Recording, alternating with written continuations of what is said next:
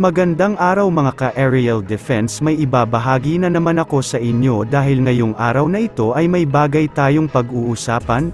Barko ng Pilipinas hindi nagpatinag sa barko ng China sa West Philippine Sea. Pero bago tayo magpatuloy, wag mo muna kalimutan mag-like, share, and subscribe. Paki-follow at like muna ng aming page na nasa description na ang link. Resupply mission ng Pilipinas sa BRP Sierra Madre sa Ayungin Shoal sa West Philippine Sea, naging matagumpay ang isinagawang rotation and resupply mission o ROR sa BRP Sierra Madre na nakabase sa Ayungin Shoal sa West Philippine Sea, sa pamamagitan ng pagtutulungan ng Armed Forces of the Philippines at Philippine Coast Guard araw ng August 22, 2023.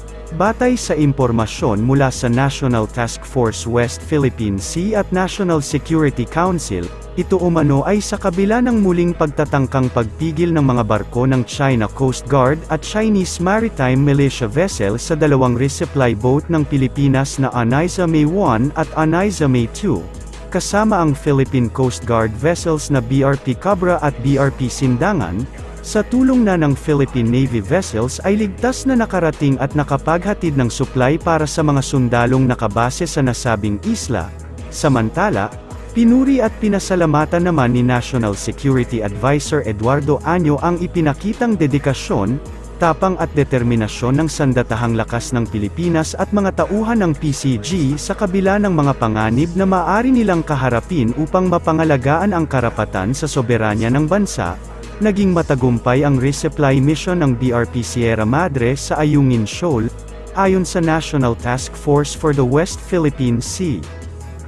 The Filipino people owe them a debt of gratitude for their commitment to place their lives on the line daily to defend our sovereignty, sovereign rights, and jurisdiction throughout the expanse of the West Philippine Sea, dagdag pa ni Año.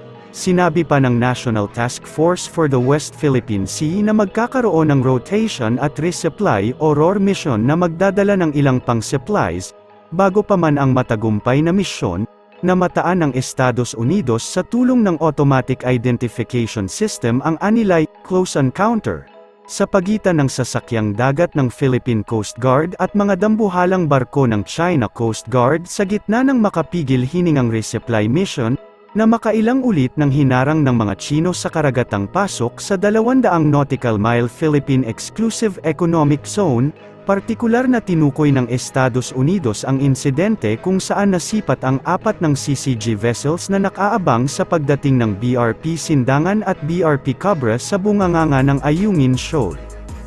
Nakuhanan nga rin ito ng actual video ang isinagawang pagharang ng mga Chinese Coast Guard sa barko ng Pilipinas na nagresulta sa muntikang banggaan.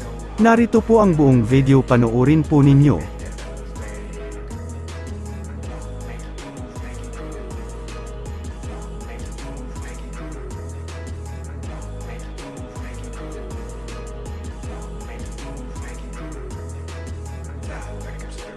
Para sa mas madaming update tungkol sa ating defense, abangan lamang ang aking mga bagong video. Para naman sa mga gusto magpa-shoutout, mag-comment lamang po at share, paki-follow at like muna ng aming page na nasa description na ang link. Pwede ka ring manalo ng pera or load dito kapag ikaw ay naging top fan nito at napili. Huwag mo na rin kalimutan mag-like, share, and subscribe. Pindutin mo na rin ang bell para updated kayo sa aking mga video. Maraming salamat po.